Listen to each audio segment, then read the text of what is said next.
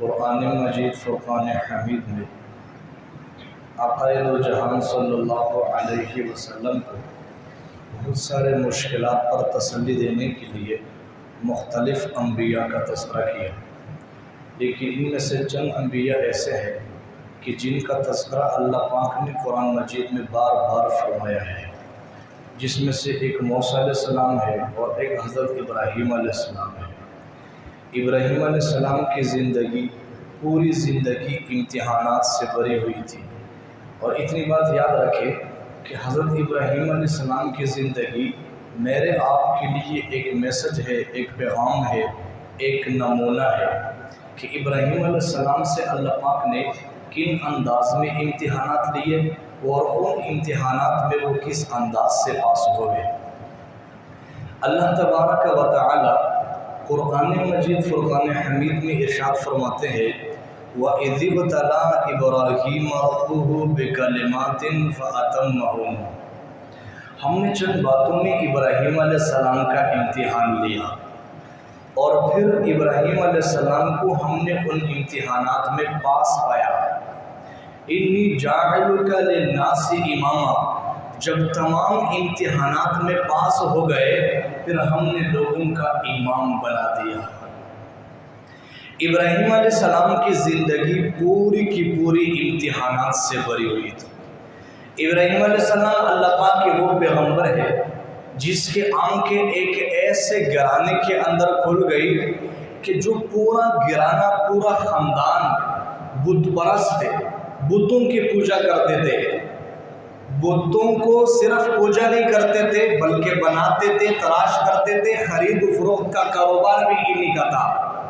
اور ایسے آدمی کے لیے یہ بہت بڑا چیلنج ہوتا ہے۔ ابراہیم علیہ السلام نے سب سے پہلے ٹکر اپنے خاندان میں، اپنے گھر والوں سے دی۔ ہمارے پشتوں کا ایک محاورہ ہے باہر بلانا بکور تراشے دکور بلانا بچرتا سے، یعنی باہر کے بلا سے تو بھاگ کر کے بندہ گھر آ جاتا ہے، لیکن گھر کے بلا سے آپ کہاں بھاگیں گے؟ تو ابراہیم علیہ السلام کا پہلا امتحان گھر کے اندر شروع ہوا جب اللہ پاک نے حکم فرمایا کہ یہ جو آپ کا خاندان ہے، یہ جو آپ کا قبیلہ ہے، ماں باپ، والدین ہے، بہن بھائی ہے، ان کو ان بتوں کے پوجے سے نکال کر کے ایک اللہ کے در پر جھکا دو۔ یہ پہلا امتحان شروع ہو گیا۔ ابراہیم علیہ السلام نے اپنے والد صاحب کے سامنے اللہ پاک کی توحید کا بیان فرمایا، بجائے کہ ابراہیم علیہ السلام کے والد صاحب ان کی بات مانتے، ان کی بات کی طرف متوجہ ہوتے، مارنے کی دھمکی دی اور گھر سے دور نکال دیا۔ ابراہیم علیہ السلام چل پڑے، اپنے گھر بار کو چھوڑ دیا اور دور دراز جا کے بسنے لگے، اور پھر حکم ہوا کہ اب آپ نے پورے قوم کے سامنے اللہ پاک کے توحید کا اعلان کرنا ہے، اس لیے کہ پوری قوم بت پرست تھی۔ اب ابراہیم علیہ السلام اپنے والد صاحب سے اور اپنے قوم کے سامنے یہ بات کرنے لگے کہ بھئی یہ کیا آپ لوگوں نے یہ مرثیہ اٹھائی ہوئی ہے؟ ہر آدمی کے بغل میں ایک چھوٹا سا بت پڑا ہوا ہے، آپ کبھی سامنے رکھ دیتے ہو، کبھی سائڈ پہ رکھ دیتے ہو، اور کبھی ان کے سامنے ذکر شروع کر دیتے ہو، کبھی ان کے سامنے سجدے شروع کر دیتے ہو۔ یہ کیا مرثیہ ہے؟ یہ کیا چیز ہے؟ تو ابراہیم علیہ السلام کی قوم کہنے لگی کہ ہم نے اپنے آباء و اجداد کو انہی کے سامنے سجدہ کرتے دیکھا ہے، لہٰذا ہم بھی ان کے نقش قدم پر چلنے والے ہیں۔ تو ابراہیم علیہ السلام فرمانے لگے انتم و آباؤکم فی ضلال مبین، ارے تم اور تمہارے آباء و اجداد یہ تو سب کے سب کلی گمراہی میں ہے۔ تو وہ کہنے لگے ابراہیم آپ حقیقت میں کوئی شریعت لائے ہیں، کوئی دین لائے ہو، یا آپ ہمارے ساتھ کوئی کھیل مذاق کر رہے ہو؟ ابراہیم علیہ السلام فرمانے لگے ارے رب تو وہ ہے جو سورج کو مشرق سے مغرب کی طرف لے جاتا ہے، اور اگر آپ کہیں تو مغرب سے مشرق کی طرف لے جا کر کے دکھلاوے۔ اور پھر ابراہیم علیہ السلام نے ان لوگوں سے کہا کہ جن کے سامنے تم سجدے کرتے ہو ایک دن آئے گا، ایک وقت آئے گا، ان سب کو توڑ پھوڑ کر کے رکھوں گا، ان کا برا حال کروں گا۔ اور ان کے قوم کے اندر ایک رسم اور ایک رواج یہ تھی کہ مہینے میں ایک دفعہ دور جا کر کے ایک میلہ لگتا تھا، اور اس میلے کے اندر ہر کسی کے لیے شرکت کرنی ضروری ہوتی تھی، اور اس میلے پر جانے سے پہلے ان کا ایک بڑا بت خانہ ہوتا تھا۔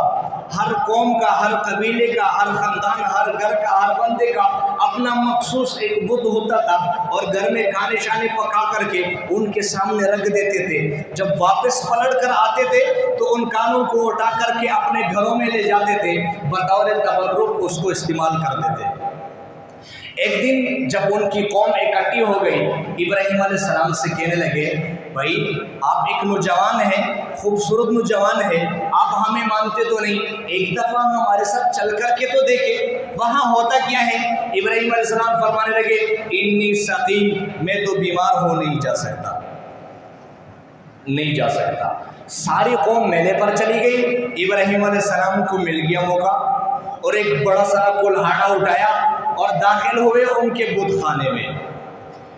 سینکڑوں ہزاروں کے حساب سے وہاں پر بت پڑے ہوئے تھے، اور سب کے سامنے طرح طرح اور قسم قسم کے کانے پڑے ہوئے ہیں۔ ابراہیم علیہ السلام نے کلہاڑا چلانا شروع کر دیا، چھوٹے سے شروع ہوئے، چلتے چلتے چلتے چلتے بڑے تک پہنچے۔ کسی کا سر کاٹ دیا، کسی کے ٹانگے کاٹ دیے، کسی کو بیچ کمر میں سے کاٹ دیا، کسی کے ہاتھ کاٹے ہوئے ہیں، کسی کا سینہ چیر دیا، کسی کے آنکھیں نکال دیے، اور آخر میں جا کے ابراہیم علیہ السلام نے کلہاڑے کو اس بڑے کے کندھے پہ رکھ دیا۔ دن 2 3 4 دن جو گزرنے تھے گزر گئے۔ جب ان کی قوم واپس آئی، سب حیران ہو رہے تھے، ہماری ان خداؤں کے ساتھ یہ ظلم کس نے کیا ہے؟ یہ تو ہمیں بچے دیتے ہیں، بیٹے اور بیٹیاں دینے کے پر قدرت رکھتے ہیں، یہ تو بارش برساتے ہیں، یہ تو ہماری ہر مشکل حل کرتے ہیں۔ ان کا اپنا ایک عقیدہ بنا ہوا تھا، یہ کس نے ظلم کیا ہے؟ ایک صاحب کہنے لگے کہ یہاں ایک ابراہیم نامی شخص ہے، انہوں نے ہمیشہ ہمارے ان بتوں کے بارے میں دھمکیاں دی ہے، ہو سکتا ہے انہوں نے کیا ہو۔ نمرود اور ان کے حواریہ کہنے لگے، فوراً تلاش کریں۔ 40,000 کی فوج ابراہیم علیہ السلام کے تلاش میں نکل گئی، ابراہیم علیہ السلام کو پکڑ کر لے آئے، گرفتار کر کے۔ اور نمرود ان کی فوج ان سے پوچھ رہے، ابراہیم یہ آپ نے کیا ہے؟ یہ ہمارے خداؤں کے ساتھ ظلم آپ نے کر دیا، یہ ہمارے معبودوں کے ساتھ آپ نے کیا کیا ہے؟ ابراہیم علیہ السلام کہنے لگے، ارے یہ میں نے توڑا کیا ہے، اس بڑے نے کلہاڑا اٹھایا ہے، اور پوچھتے مجھ سے ہو، اس بڑے نے سب کو مارا ہوگا؟ بھائی کلہاڑا تو ان کے پاس ہے، ان سے پوچھو بھائی تمہارے ساتھ یہ ظلم کس نے کیا ہے، کس نے تمہیں توڑا پھوڑا ہے؟ اب وہ سب خاموش ہو گئے۔ اس صاحب کو ہم کیا جواب دیں؟ تھوڑی دیر کے لیے گردن جھکائے رہے، اور پھر کہنے لگے، ابراہیم آپ کو پتا تو ہے نا، یہ بات تو نہیں کر سکتے، تو ہم کیسے ان سے پوچھ لیں کہ آپ کے اوپر آیا ہوا عذاب کیسے تھا؟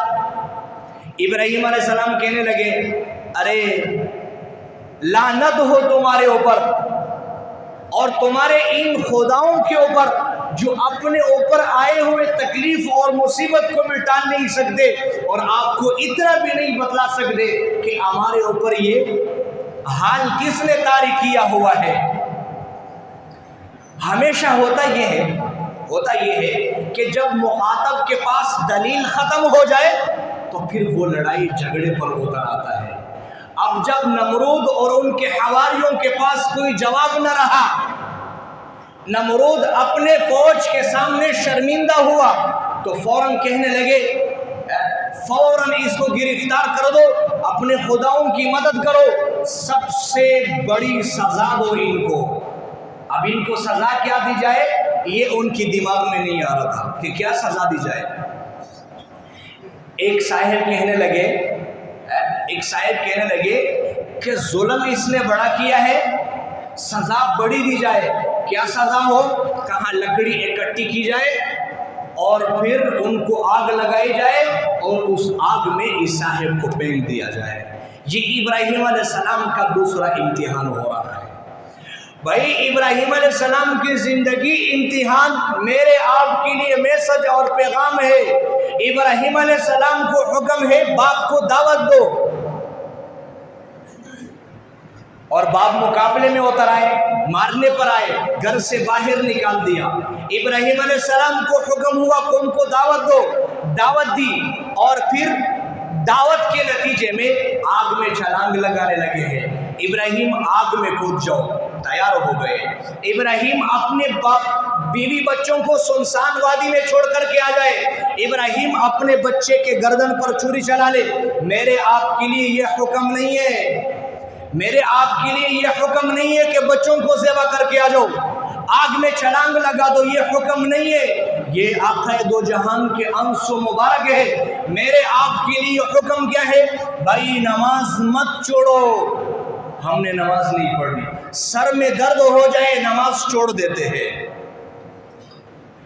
100 میں سے 95% لوگ نماز نہیں پڑھتے۔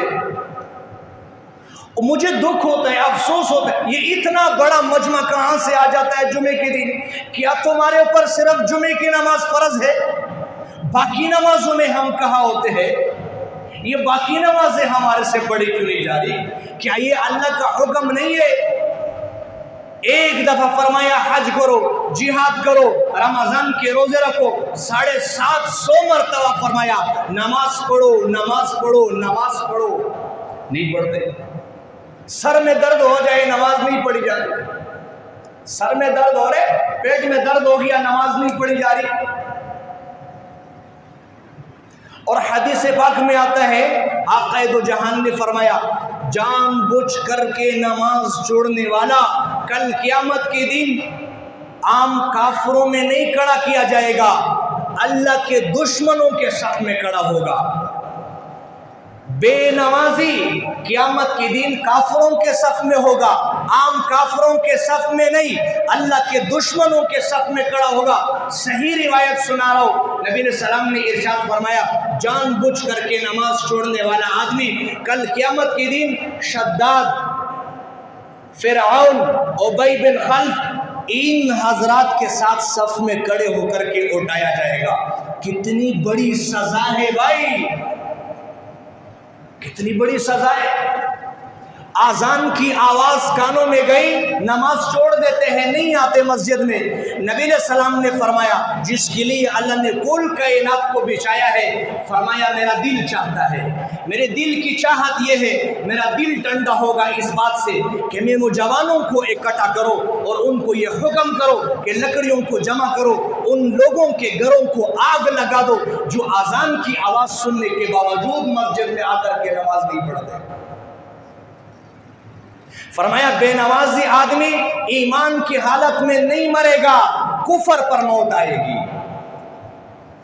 700 مرتبہ جس کو اللہ پاک نے فرمایا نماز پڑھو، نماز پڑھو، کون سا اللہ کا حکم ایسے ہے، اللہ کا امر ایسے ہے جس کے بارے میں اللہ پاک نے بار بار اعلان کیا ہو؟ ایک دن میں 5 نمازوں کو فرض کیا، 10 دفعہ اعلان کرنے کو ضروری قرار دیا ہے۔ ہر نماز کے لیے 2 دفعہ اعلان ہوتا ہے، ایک دفعہ اذان ہوتی ہے نماز کے لیے آ جاؤ، ایک دفعہ اقامت ہوتی ہے نماز کے لیے تیار ہو جاؤ۔